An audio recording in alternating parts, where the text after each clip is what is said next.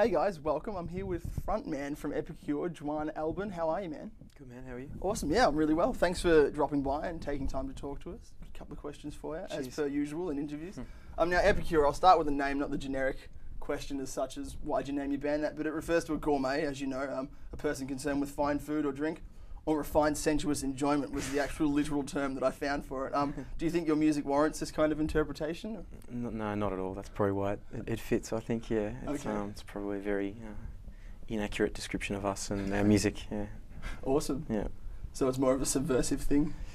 Yeah, like I was telling you just before affair, it was just it was a name we thought we'd come up with, a word we thought we'd come up with when we were about sort of 13 or 14, and we didn't kind of realise all the connotations it had until we were about 15, and by then it had stuck, so yeah. Awesome. Yeah. Did all the work for you. Yeah. Now the new album, Postcards From A Ghost, which is really good, has been a long time coming in comparison to the space between your other recordings and how long it took for them to come out. Is there any reasons for this?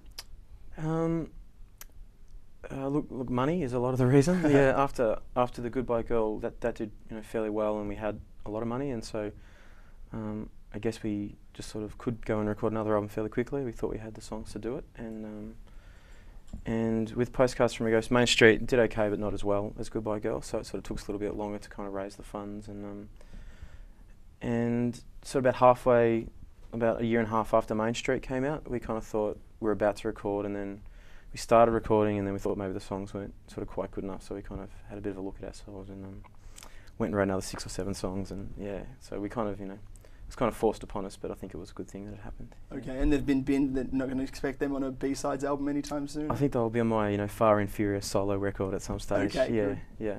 Reach for the Juan. Yeah. Side project. Clenched fists and, calisthenics. Okay, got ya. Now the album art is really, really cool. The front cover of Postcards From A Ghost. Now, who came up with that? Our bass player Tim does all our cover paintings. Okay, and, so he's a amazing artist. He's really great. And Heath, our keyboardist, he's the graphic designer, and he kind of puts it all together. So it's all kind of in-house. Awesome. Yeah. Very independent. Tim's artwork's great because he always kind of considers the lyrics when he's doing the paintings and that sort of stuff, and I really like that it sort of reflects what's going on in the record. The first try, like the first picture he showed, was the one you wanted? Or? There was not this time. There wasn't. No, before in the past, there's always been one that sort of stood out, but this one there was 3 or 4 that we sort of wanted to choose from. We even considered not using one of his paintings this time. Okay. But just because Tim kind of went overseas for about 8 weeks, just when we were kind of sorting the artwork out. But yeah, we ended up settling for the one we did just because we thought it had really good, reflected the lyrics and the tone of the album and that sort of thing. So cool, fantastic. Yeah. The first track on it, Snakes and Foxes, has some pretty dark lyrics, dashed into about apparently an unhinged girl, from what I could take from it. Is there a true story amongst all the metaphorical lyrics of that song? Yeah, it's all pretty much just the narrative. Yeah, it's all someone I know. Yeah. Oh, really? Yeah. Oh, cool. But yeah, I hope that song doesn't sound too much like it's too judgmental on that one character. I hope there's supposed to be kind of parallels between that character and myself and how we both suck. So. Okay, cool. Yeah. And to start the album a bit darker like that, was that intentional? Yeah, it was. Yeah, I think, like I said, the lyrics are almost kind of violent and a bit sort of unsettling, and I just kind of wanted to. All our other records we've started with soft songs, and this one I kind of wanted to change that and have something that would sort of grab people's attention and set the tone for the rest of the album. I think it's a little bit, most of it's fairly dark sounding and that sort of thing. So. All right, cool. Yeah. Well, stick around, guys. We'll be back really, really shortly with a bit more from Juan Alban of Epicure fame.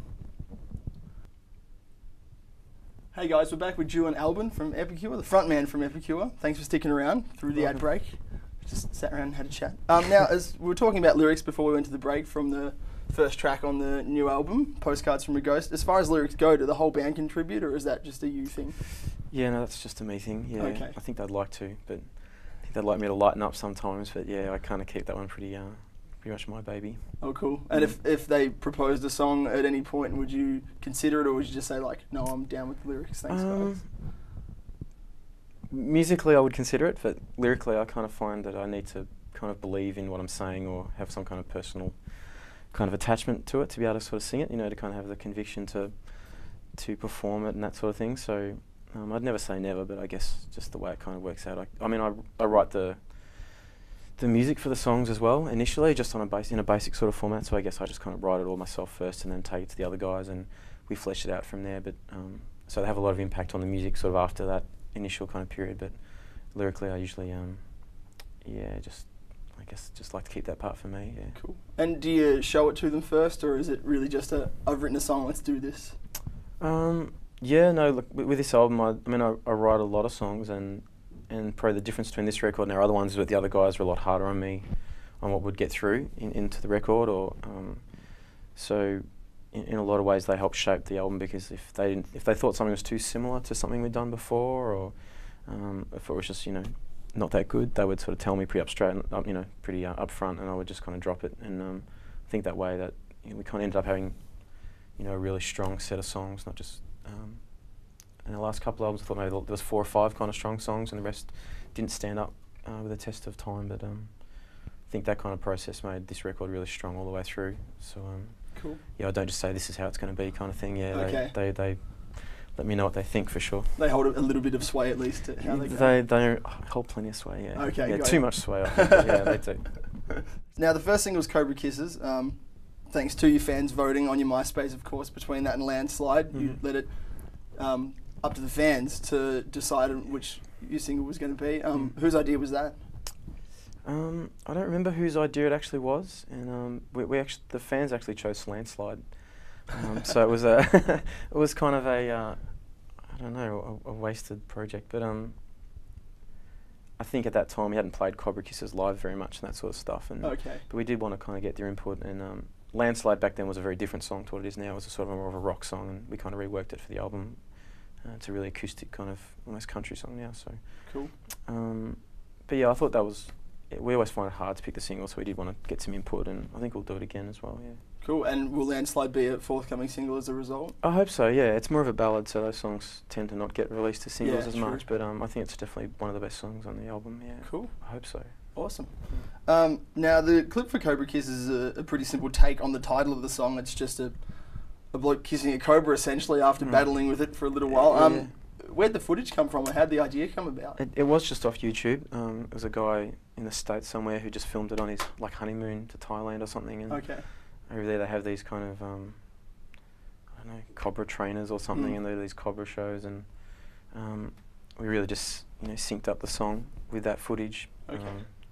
Just because it was such a literal thing, and I just thought it was crazy when someone told me about that. There's people who go around kissing cobras. I just kind of found it really confronting, and we're a little bit worried because I'm not sure how nicely it's done, how humanely it's done, all that sort of stuff. So we didn't actually release it commercially or anything like that. It was just sort of something we placed, the music to on our MySpace. Yeah. And you have a lot of input on the film clips?